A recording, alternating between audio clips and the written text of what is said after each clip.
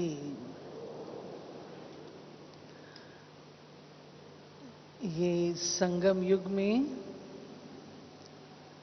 बाबा ने जो विभिन्न सौभाग्य दिए हैं,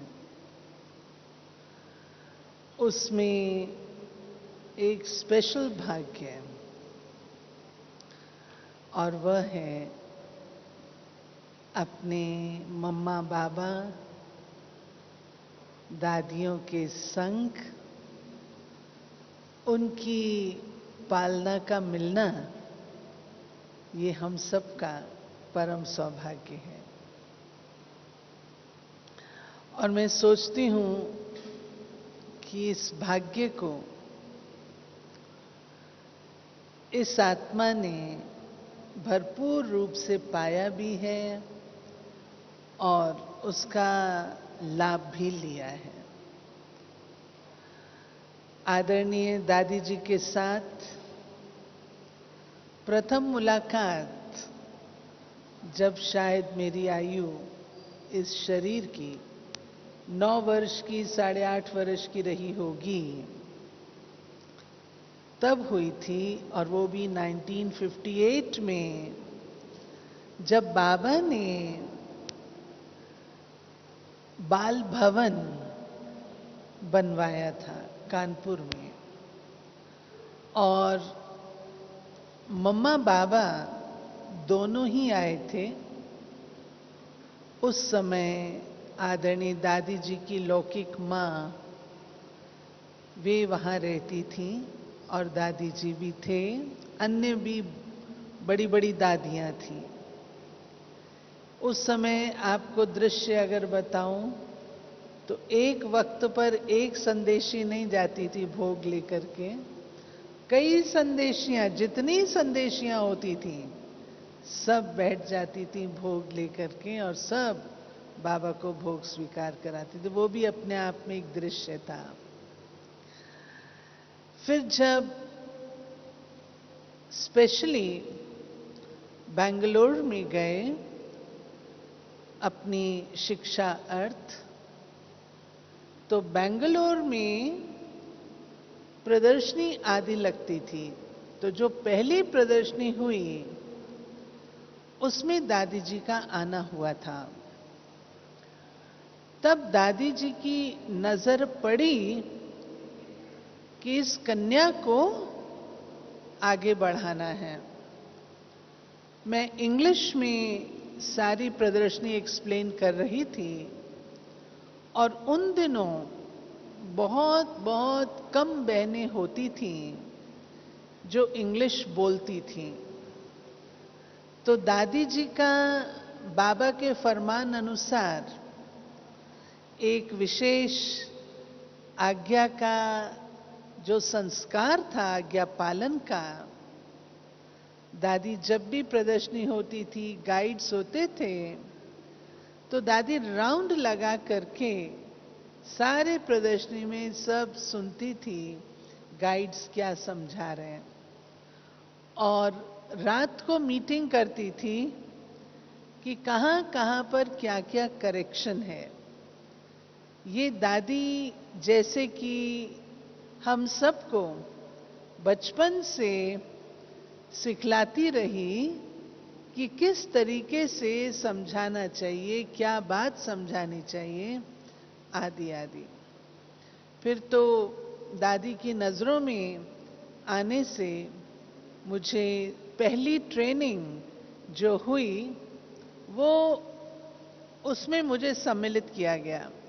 हालांकि मुझे आगे पढ़ना था और 69 की ये बात है, पहला ग्रुप ट्रेनिंग का जिसमें कि कॉलेज गोइंग कन्याएं थीं। हम सब यूनिवर्सिटी की बच्चियां थीं, लेकिन कईयों ने तो अपना पढ़ाई का संकल्प संपन्न कर लिया था। लेकिन साकार बाबा ने लौकिक पिता को कहा था कि बच्ची को अच्छी तरह से पढ़ाना है और इंग्लिश पढ़ाना है। तो मेरे मन में कोई संकल्प नहीं था कि मैं ट्रेनिंग के बाद समर्पित हो जाऊं या सेवा में लग जाऊं। मैं आगे पढ़ना भी चाहती थी, परंतु फिर भी दादी दीदी तो पारखी बुद्धि है, उन्होंने फिर भी सिलेक्ट किया ट्रेनिंग में, और ट्रेनिंग हमने 69 की। और दादी ने उस ट्रेनिंग में, कन्याओं की ट्रेनिंग में, मेरे को मॉनिटर बना दिया। क्यों मॉनिटर बनाया, इसका राज मैं बाद में समझी, बहुत बाद में। क्योंकि जब किसी व्यक्ति के ऊपर जिम्मेवारी दी जाती है तो वो बंध सा जाता है। तो मैंने देखा कि उस रोल में जो दादी ने मुझे बांधा, उससे मैं ऐसी बंध गई जो कि कभी छूट नहीं पाई। जिम्मेवारी बहुत कुछ सिखा देती है, कई टेढ़े बांके संस्कार ठीक कर देती है। कभी सवेरे अमृत वेले उठती नहीं थी, लेकिन जब मॉनिटर बने तो सबसे पहले खुद को उठना है, रिकॉर्ड बजाना है। कभी कोई ऐसे काम नहीं किए थे तो मॉनिटर के नाते सबसे पहले आपको करना है। ये सब संस्कार मैं कहूंगी आदरणीय दादी जी ने उस काल में उसके बीज बो दिए, जो कि आज दिन तक उनको मैं संजो के रखे हूं और उनको यूज भी करती हूं। दादी की इतनी पावन दृष्टि होती थी, शक्तिशाली होती थी। आप सच पूछे तो हमें तो ये भी नहीं पता था कि पावन दृष्टि क्या है, शक्तिशाली दृष्टि क्या है। लेकिन पता नहीं क्यों मुझे दादी की दृष्टि बहुत अच्छी लगती थी। जब दादी कहते थे सौगात, आशा सौगात क्या लोगी, मधुबन आते थे तो दादी कहते थे क्या सौगात लोगी, तो मैं कहती दादी मुझे कुछ नहीं चाहिए, मुझे केवल आपकी दृष्टि चाहिए। दादी प्रेम से दृष्टि देते थे, लेकिन दादी ज्ञानवान थी, ज्ञानी तो आत्मा थी। दादी कभी नहीं चाहती थी कि किसी के अंदर ऐसे संस्कार हों जो किसी के ऊपर आधारित हो जाए। एक दिन दादी ने मुझे दृष्टि तो दी, लेकिन साथ साथ एक सेंटेंस बोला, आशा तुम भगत है क्या? मैंने तुरंत कहा नहीं। मैंने कहा दादी मैं भगत नहीं हूं, मैं ज्ञानी तू आत्मा हूं। बस इतना ही दादी ने कहा था और मैंने समझ लिया कि दादी मुझे किस दिशा में ले जाना चाहती है। फिर मैंने ये डिमांड कि आप मुझे दृष्टि दें, ऐसी डिमांड मैंने कदापि नहीं की। तो कहने का भाव ये है कि दादी के अंदर वे संस्कार थे बाबा के दिए हुए, हर आत्मा को ज्ञानी तू आत्मा की स्टेज पर खड़ा करती थी। मुझे याद है जब हम लोग ने ट्रेनिंग की तो ट्रेनिंग में सब कुमारियां थे, हमारी शीलू बहन, आरती बहन, चंद्रिका बहन, मुन्नी बहन, ये सब हम लोग एक ही ट्रेनिंग के हैं। और उस ट्रेनिंग में दादी तो स्वयं मुरली सुनाते थे, लेकिन दादी मुरली रिवाइज भी खुद कराते थे। और दादी हमारी क्लास के दो भाग बना देते थे, एक साइड से एक पॉइंट और दूसरे साइड से दूसरी पॉइंट। और कभी कभी दादी मुरली में पॉइंट कहां से शुरू हुई, दादी कहते थे वो ढूंढो। तो हम सब का जो पढ़ाई का संस्कार है, आज दिन तक भी मुझे याद आता है 73 में दिल्ली में बहुत बड़ा रामलीला ग्राउंड में मेला हुआ और दादी 1.5 मास दिल्ली पांडव भवन में थे। हम लोग पांडव भवन में रहते थे। तो हम देखते थे, हम लोग तो सवेरे तैयार होके कामकाज करके अपना हम लोग मैदान में चले जाते थे, मुरली हमारी मिस हो जाती थी।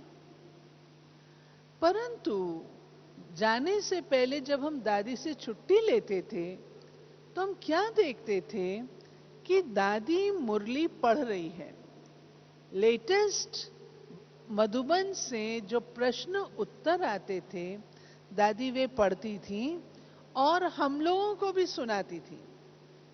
दादी ने एक दिन पूछ लिया हमसे, आप लोग मुरली कब पढ़ते हो? हमने कहा दादी हम सवेरे चले जाते हैं, मुरली हमारी मिस हो जाती है, शाम को देरी से रात को लौटते, नवंबर का महीना था, ठंड होती है, हम सो जाते हैं। दादी ने कहा नहीं, आज के बाद मुरली मिस नहीं होगी। और सच में ऐसे तो हम मिस नहीं करते थे, लेकिन सब मुरलियां इकट्ठी कर लेते थे और इकट्ठी करके पढ़ लेते थे। दादी ने कहा नहीं, रोज मुरली पढ़ो और फिर जाओ। तो जो पढ़ाई के संस्कार हैं, स्पेशली भाई बहनों को भी दादी कहते थे, मधुबन में कोई मीटिंग होती थी और मीटिंग में एजेंडा हमारा कंप्लीट नहीं होता था, हम लोग सोचते थे और तो सारा दिन टाइम नहीं है, क्या हम क्लास के टाइम पर मीटिंग कर सकते हैं? तो दादी जी हमेशा हमें ना बोलते थे। कभी भी दादी क्लास के टाइम पर छुट्टी नहीं देते थे कि आप जाओ और मीटिंग करो। कहने का भाव ये है, दादी स्वयं ज्ञान की सरिता, और दादी हम सब से यही चाहती थी कि हम लोग मुरली पढ़ाई अपनी कदापि भी मिस न करें। मैं क्लास से पूछती हूँ, इतने हमारी क्लास में कितने रतन हैं जो कभी भी मुरली मिस नहीं करते? वो हाथ खड़े करो। कभी भी नहीं करते, एक भी मुरली मिस नहीं करते, वो हाथ खड़े करो। हिलाओ तो पता लगेगा। लेकिन जिनके हाथ ऊपर नहीं है, जिनके हाथ ऊपर नहीं है, मैं चाहूंगी आप आए हैं दादी जी के स्मृति दिवस पर, इस बार ये संकल्प लेकर के जाएं, कुछ भी हो जाए परंतु हम मुरली मिस नहीं करेंगे। पक्का वायदा? जो कहे पक्का वायदा? हाँ, पक्का वायदा। फिर एक बात और बताती हूँ, कई लोग कहते हैं बहन जी हम इंटरनेट से सुन लेते हैं, बहन जी टीवी पर आती है ना वो सुन लेते हैं। मैं आपसे पूछती हूँ, आपको टीवी से दृष्टि मिलती है? इंटरनेट से दृष्टि मिलती है? हाँ? इंटरनेट से भोग मिलता है? भोग खाने को मिलता है? बताओ तो, मिलता है? अच्छा, इंटरनेट से आपको टोली मिलती है? मिलती है? इंटरनेट से ब्राह्मणों का संघ परिवार मिलता है? कुछ नहीं। इसलिए बाबा ने सिस्टम बनाया है क्लास में जाकर के मुरली सुनने का, और ये हमारा भाग्य है। सतयुग में भी तो हम पढ़ने जाएंगे, पढ़ने जाएंगे तो संस्कार तो अभी भरने पड़ेंगे ना। इसलिए पढ़ाई का अपना ये संस्कार हमको पक्का करना है। जब दादी कभी नहीं मुरली मिस करती थी। आपको पता हो, जब दादी की तबीयत एक बार खराब थी, मुन्नी बहन ने कहा दादी आज क्लास में नहीं जाओ। आप जानते हैं दादी ने क्या कहा?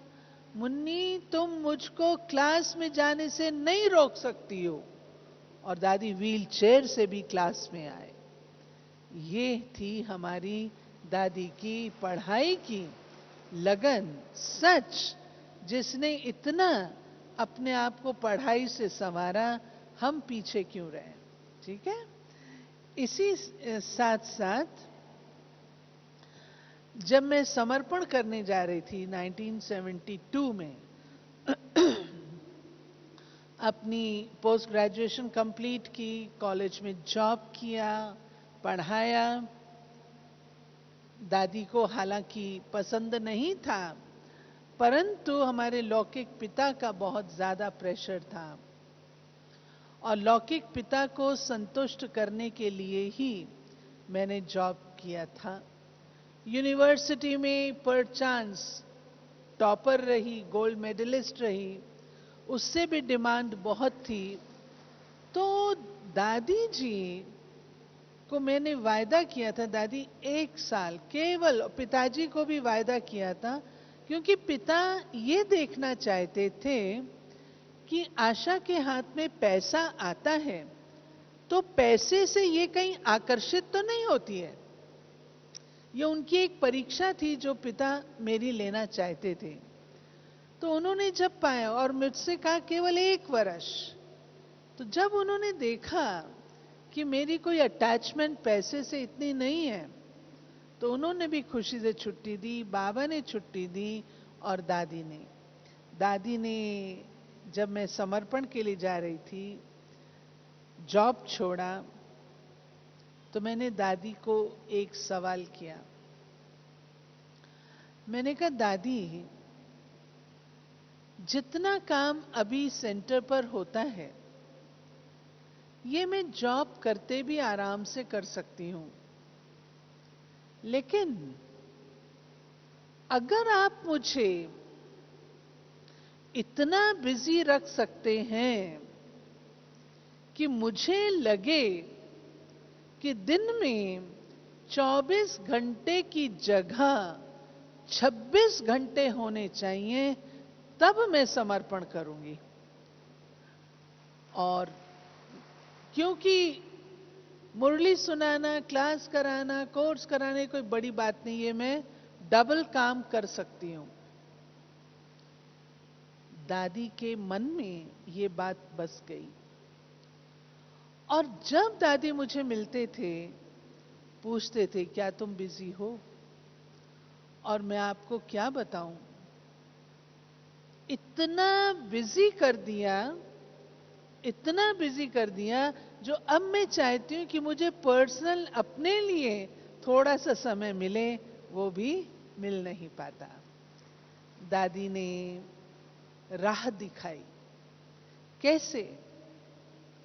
बहुत सुंदर, क्योंकि दादी देवता धर्म की प्रमुख आत्मा,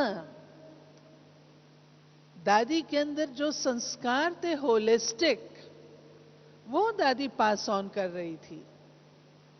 दादी ने मुझे कहा, आशा, अगर कोई दिन ऐसी सेवा नहीं होती, ज्ञान सुनाने की, क्लास कराने की आदि, तो तुम किचन में जाओ, भंडारे में जाओ और भंडारे में जाके सेवा करो। मुझे इतना अच्छा लगा कि बाबा का भंडारा, और अगर हम वहां सेवा करेंगे तो अपने संस्कार यज्ञ के बनेंगे।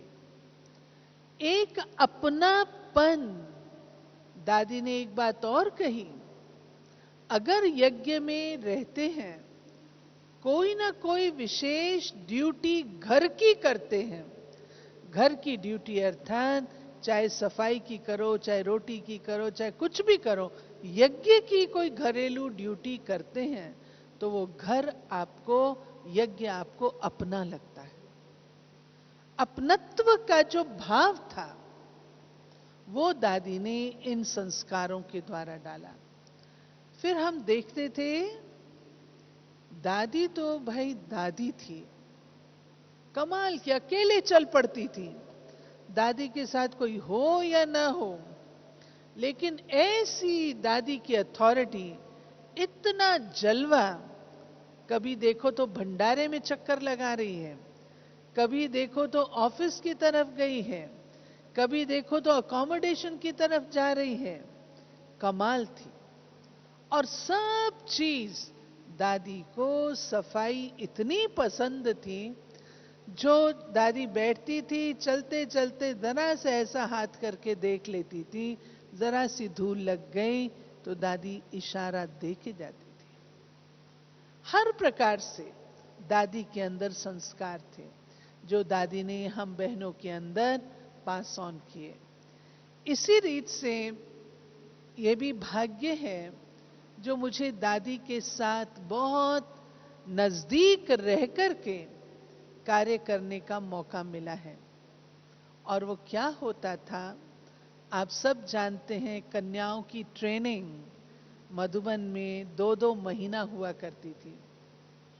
एक एक महीना, 1.5 महीना ट्रेनिंग होती थी। दादी रतन मोहिनी जी के साथ उनको असिस्ट करने के लिए, चंद्रमणि दादी जी को असिस्ट करने के लिए मेरा भाग्य था, अभी भी है। लेकिन जब हम लोग बैठते थे डिसाइड करने के लिए कौन सी कन्या को कहां भेजना है, तो मैं देखती थी उसमें दादी स्वयं बैठते थे और एक एक आत्मा, एक एक कन्या, आज शायद उन टीचर्स को भी नहीं पता जो भारत के हजारों सेंटर्स पर ट्रेनिंग से गई हुई कन्याएं हैं, उन्हें भी नहीं पता कि दादी ने उन्हें किस दृष्टि से, क्या समझकर उस स्थान पर भेजा है। दादी हर एक की उन्नति कैसे हो, हर कन्या की प्रगति कैसे हो, इसको ध्यान पर रखकर उनको सेवा में भेजती थी। और अगर किसी कन्या ने कोई गलती भी की है, मैं देखती थी दादी इतनी रहम की सागर होकर के उससे बातचीत करके उसको दृष्टि देते देते करुणा की, क्षमा की और शक्ति की, कहती थी बस आज के बाद आपका नया जीवन। और सच में कन्याओं में वो उमंग और उत्साह भर जाता था। दादी को कन्याएं बहुत प्रिय थीं। उन्हें होवनहार शिव शक्तियों के रूप से देखती थी। कन्याओं के साथ बिल्कुल छोटी कन्या के रूप से दादी हो जाती थी। हमारी एक बस हुआ करती थी, बहुत पुरानी, तब नई बस नहीं आई थी, वो बस झूलती थी। तो उस बस में हम लोग को ऊपर से लेके नीचे, और तो कोई पिकनिक स्थान नहीं होता था, संगम भवन में, और रास्ते भर दादी सब कन्याओं को बहलाते हुए, गीत गाते हुए लेके आती। तो दादी के संस्कार हमने देखे, छोटे के साथ छोटा बन जाना, बड़े के साथ बड़ा बन जाना, ये दादी की फ्लेक्सिबिलिटी, सादगी, नम्रता और दिल की सच्चाई और सफाई, प्योरिटी उसकी निशानी थी। ऐसा व्यक्ति ही मोल्ड होता है, फ्लेक्सिबल होता है। जिसके अंदर ये संस्कार नहीं, वो टाइट रहता है और टूटता है। परंतु दादी के अंदर इतने अच्छे ये संस्कार थे जो मैं आपको क्या सुनाऊं। इसी रीत से आप लोगों को याद होगा, जो पुराने भाई बहने बैठे हैं, कि कॉल ऑफ टाइम एक डायलॉग हुआ करता था। डॉक्टर अब्दुल कलाम, जो अपने देश के राष्ट्रपति थे,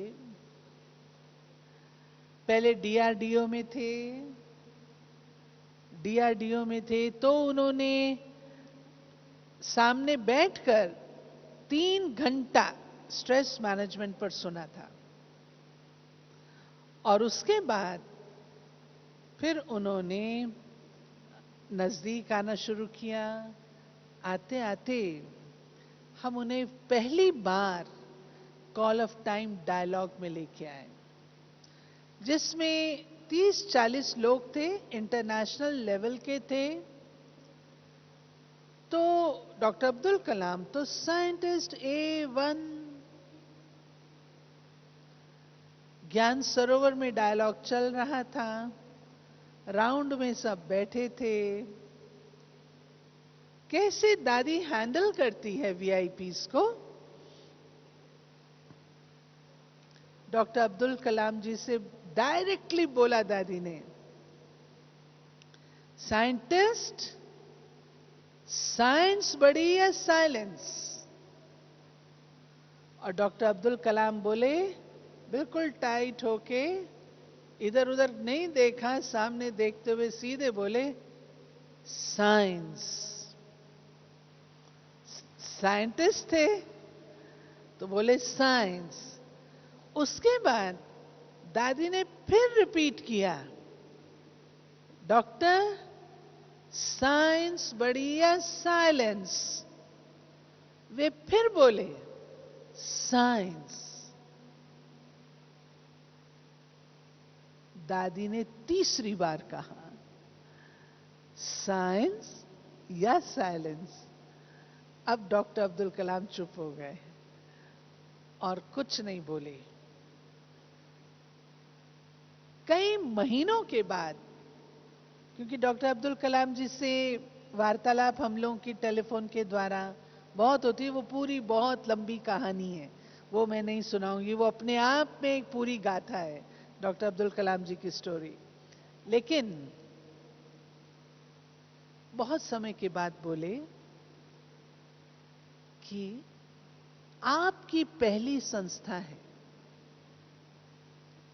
जिसमें मैंने जाना कि साइलेंस का इतना महत्व होता है।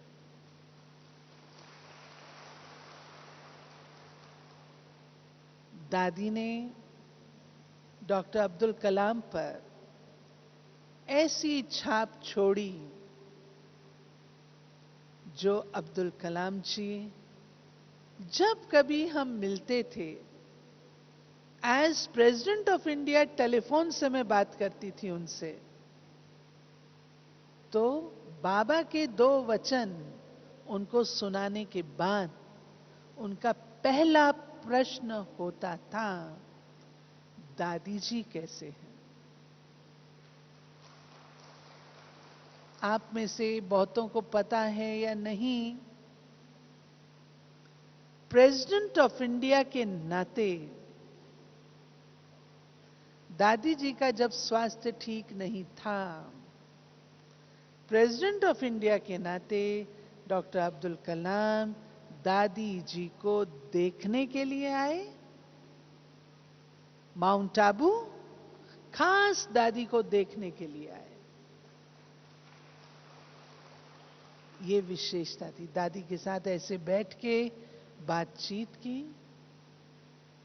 और प्रेसिडेंट ऑफ इंडिया के नाते जब उन्होंने शरीर छोड़ा दादी ने, तो भी डॉक्टर अब्दुल कलाम का आना दिल्ली में हुआ। अब्दुल कलाम जी 5-6 बार एज प्रेसिडेंट ऑफ इंडिया अपनी संस्था में आए थे। उनके साथ बहुत गहरा संबंध हम लोगों का रहा, बहुत गहरा संबंध रहा। वो फिर मैं कभी मौका मिलेगा तो सुनाऊंगी। लेकिन दादी जी जो अब्दुल कलाम जी को दृष्टि देते थे और ज्ञान के जो वचन बोलते थे, अब्दुल कलाम जी उसको यूं स्वीकार करते थे जैसे बहुत विजडम की बात उन्हें मिल रही है। दादी गुलजार के साथ अब्दुल कलाम जी का संबंध वो और ही निराला था, वो मैं आज नहीं सुनाती हूं, कभी सुनाएंगे कितना निराला उनका संबंध था। राष्ट्रपति भवन में कैसे दादियों को रिसीव करते थे, वो वंडरफुल बातें हैं, वो फिर कभी। फिर उसके साथ साथ जो चीज मैं आपको बताना चाहूंगी कि दादी दृढ़ संकल्पी थी। आज सवेरे भी हमने कई बातें सुनी। आप जानते हैं 73 का मेला था रामलीला ग्राउंड में, ये स्टोरी कईयों ने सुनी है। लेकिन आज दादी की कमाल बताते हुए, वो ग्राउंड हमारा लास्ट मिनट पर कैंसिल कर दिया गया क्योंकि रशिया के प्रेसिडेंट उस समय के मिस्टर ब्रेजनेव आने वाले थे। रशिया से उन दिनों हमें गेहूं आता था और उसे अन्नदाता माना जाता था। जब हमारे को आया लेटर कि ब्रेजनेव जी का वहां पर रिसेप्शन होगा, आप लोग अपना मेला यहां से शिफ्ट कर लीजिए। दादी जी ने कहा, इतना मेला, इतने भाई बहन, उन दिनों तो हम लेबर भी नहीं रखते थे, अपने हाथों से सारे काम करते थे, इतना सारा ये कैसे होगा? दादी ने कहा, योग करो, योग करो। ग्राउंड में योग, पांडव भवन में योग, मुख्य सेंटर्स दिल्ली के वहां योग, और दादी स्वयं बैठते थे। शॉर्ट में आखिर विजय हुई योग की गरिमा की, और हमें अपना वेन्यू चेंज करना नहीं पड़ा। अखबार में आया कि ब्रह्मा कुमारियों के आगे सरकार को झुकना पड़ा और उन्होंने अपना रिसेप्शन लाल किला में कर लिया। दादी योग पर हमको बहुत ध्यान खिंचाते थे। वीआईपीज को मिलने जाते थे तो भी दादी कहती थी योग योग योग। ऐसे ही आपको शायद पता होगा, हमारा डायमंड जुबली थी, डायमंड जुबली थी, और उसमें Shankar Dayal Sharma ji, prime minister of India, president of India, prime minister of India, chief justice of India, governor of Delhi, chief minister of Delhi, ये सब आ रहे थे। इंदिरा गांधी स्टेडियम में ये प्रोग्राम रखा था। लंबी कहानी है, शॉर्ट करते हुए, घोड़े पर सवार होकर राष्ट्रपति भवन से 2 दिन पहले संदेश वहां का आया, ये कहकर कि राष्ट्रपति जी आपके कार्यक्रम में नहीं आएंगे। हमें तो बहुत जबरदस्त लगा ये समाचार कि इतनी सारी तैयारी, विदेशी आए हैं, दादियां आ चुकी हैं, सब तैयारियां हैं, क्यों नहीं आएंगे? एक दिन खूब भाग दौड़ की, लेकिन कुछ नहीं हुआ। उसका कारण था, सुना देती हूं। जो व्यक्ति था मैनेजर उस समय, उसने कंप्लेन कर दी थी, उसे चाहिए था पैसा जो हम लोगों ने नहीं दिया था। उसने कंप्लेन कर दी कि ये हॉल प्रेसिडेंट के आने उपयुक्त नहीं है। फरवरी का महीना था, दिल्ली में कड़ी ठंड थी।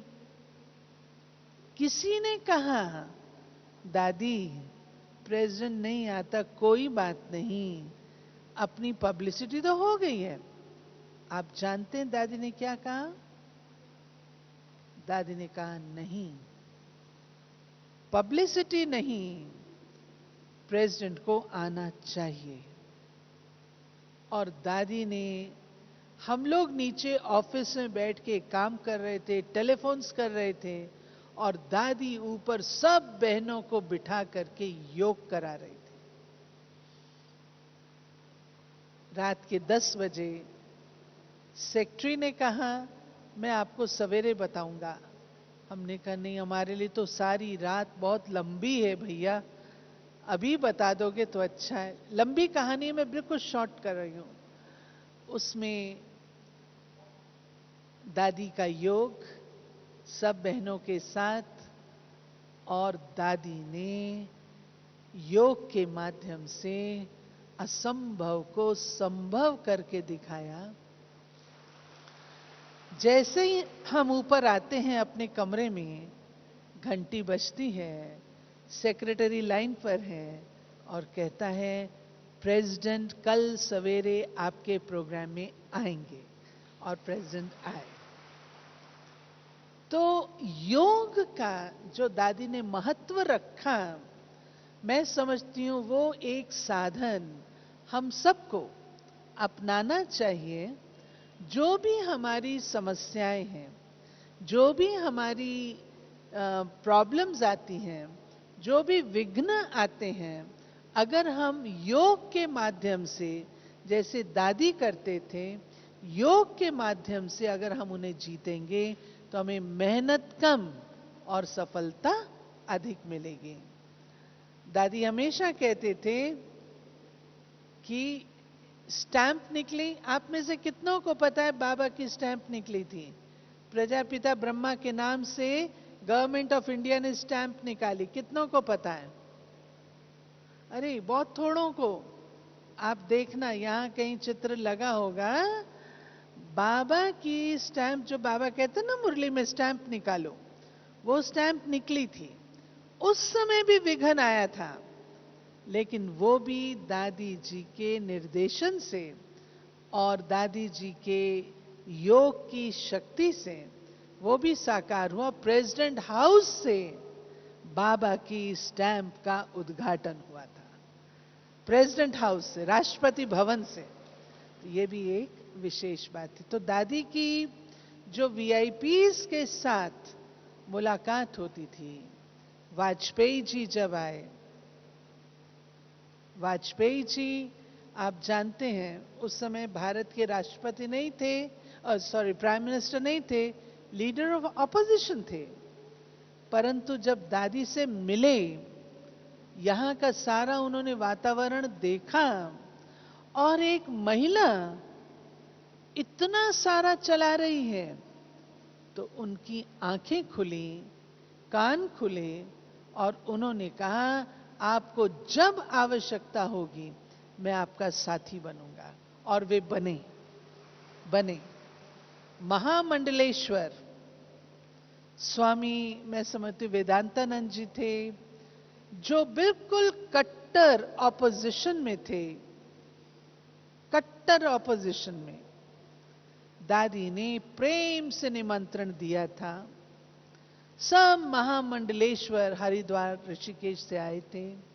मंच इतना सुंदर सुसज्जित था और दादी ने इतनी निर्माणता से एक एक महामंडलेश्वर को इतना सम्मान दिया था।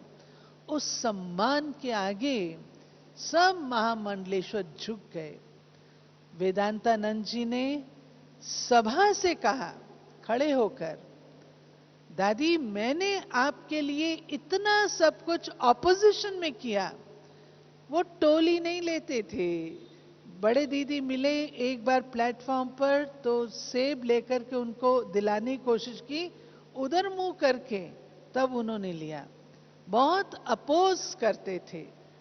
परंतु जब दादी के सम्मुख आए ओम शांति भवन में, और जब उन्होंने सारा कुछ देखा, तो कहा दादी और इतना विशाल कार्य कर रही है, कितनी जबरदस्त सेना तैयार की है।